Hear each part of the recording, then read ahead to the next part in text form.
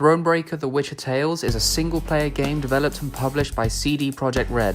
And after the wild success of The Wild Hunt, I was terrified that this could just be a cheap cash grab, milking the millions of players who just need an excuse to dive back into Geralt's world. And that cold, creeping shame I now feel for doubting such a talented developer is well deserved, because the game is awesome. I don't even know where to start. The characters, the story, the artwork. Okay, let's start there. I have to admit, before Borderlands, I was never a big fan of comic art being applied to games, but the whimsical nature of that series won me over, and 5 minutes in it just felt so natural. And Thronebreaker took it to the next level for me. Taking you on an epic quest, the story is actually heavy with emotion and has some truly gripping moments, and yet somehow the comic artwork just, worked. Its charm falls hand in hand with the journey you take as Queen Meve of Lyria and Rivia, across different kingdoms in the Northern Realms, seeking to drive back the Nilfgaardian Empire from the north. You'll find yourself staring at beautiful landscapes, high up in snow-capped mountains, down in muggy swamps, and travelling through burning ruins of towns stricken by war. The detail's fantastic, and the camera angles itself automatically so you can take in the views as you progress throughout the story. And what a story it is. Filled with both humour and heartbreak, you'll be introduced to many characters on your path to driving back the black-clad army, some whimsical, offering comical relief.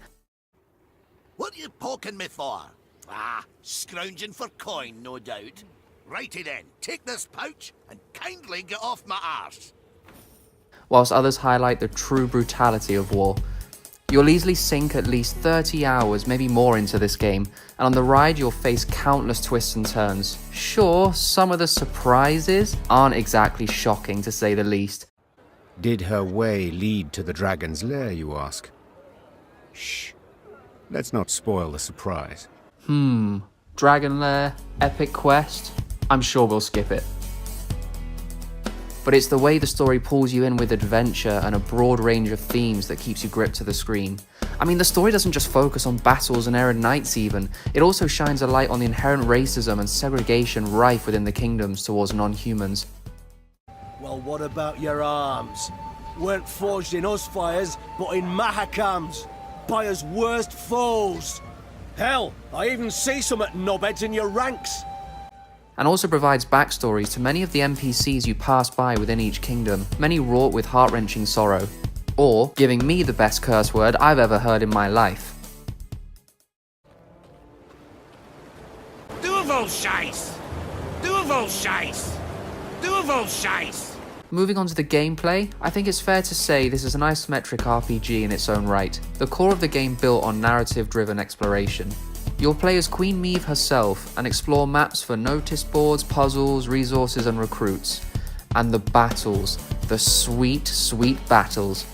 If you didn't already know, Thronebreaker adapts the famously loved card game Gwent as found in The Wild Hunt and creates a world of intense strategy and emphatic swearing as you realise you deployed the wrong card from your hand. And where you may think that 30 hours of the same card game could become tedious, it's precisely there that you're wrong.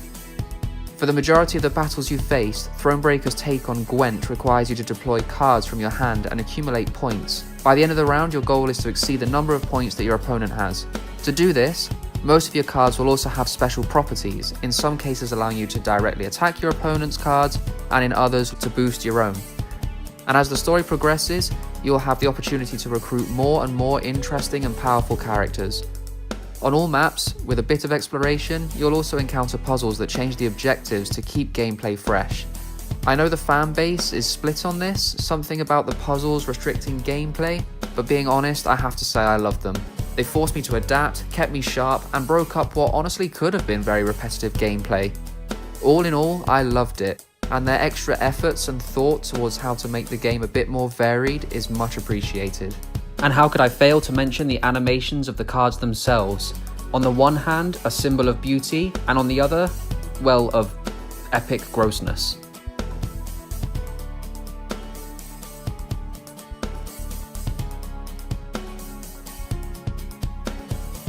And how could I not mention, clearly the best card and best character in the entire game, Knickers.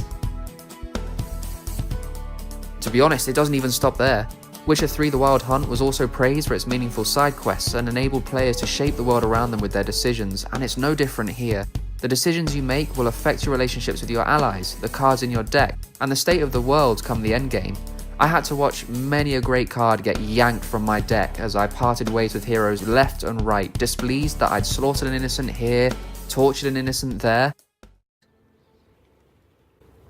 Lips pursed, eyes locked, Meve and Rayla took each other's measure a last time.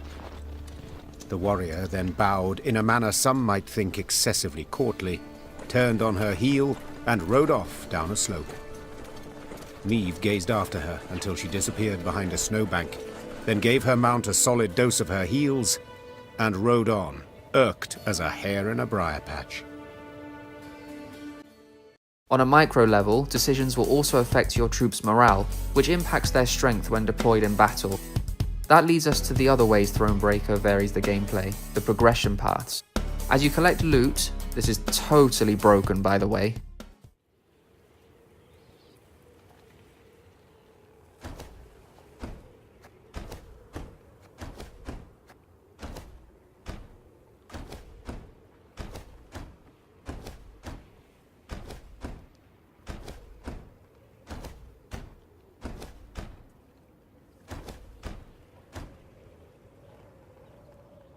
kind of makes it a bit easier to search for loot when you have a map directly pinpoints exactly where it is.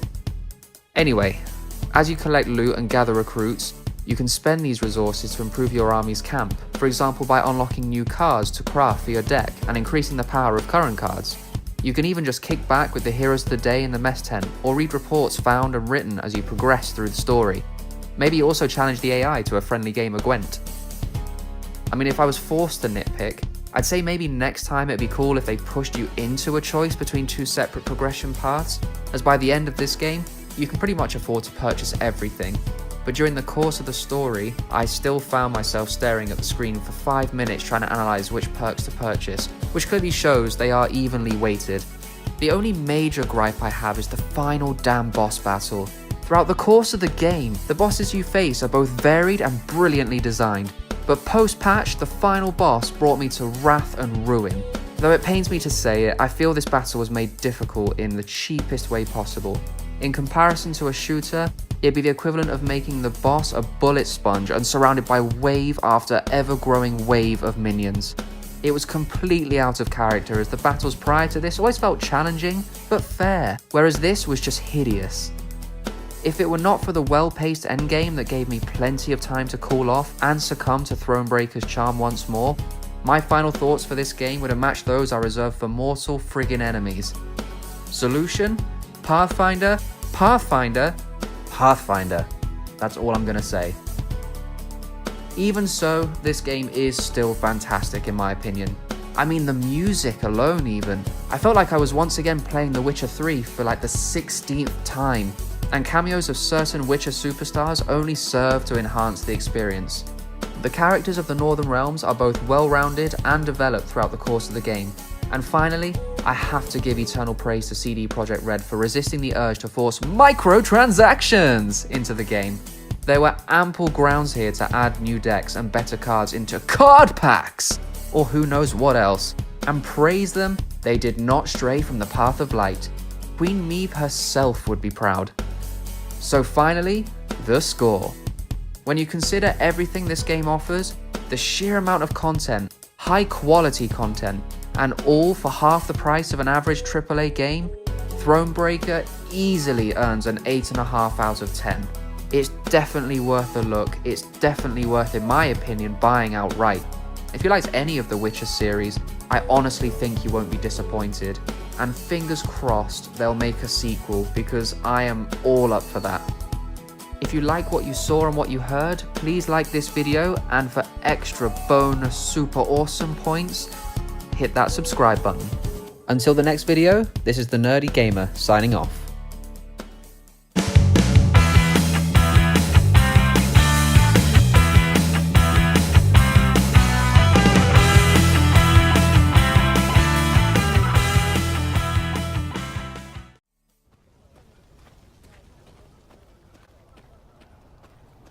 A taxidermied unicorn.